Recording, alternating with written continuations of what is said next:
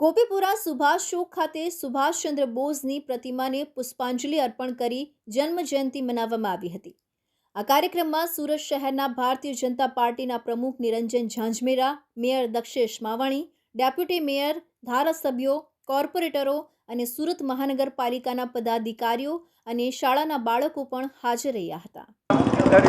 આજે સુભાષચંદ્ર બોઝની જન્મજયંતિ અમારા તમામ ચૂંટાયેલા પ્રતિનિધિઓ, અમારા કાર્યકરો દ્વારા આજે પુષ્પાંજલિ અર્પણ કરવામાં આવી છે।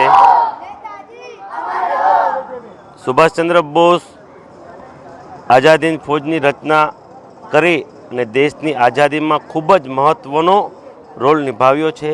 તેમની કુરબાની, તેમનું વ્યક્તિત્વ, તેમની ચાણક્ય નીતિ, તેમની દેશભક્તિ આજે પણ આપને બળ અને પ્રેરણા પૂરી પાડે છે।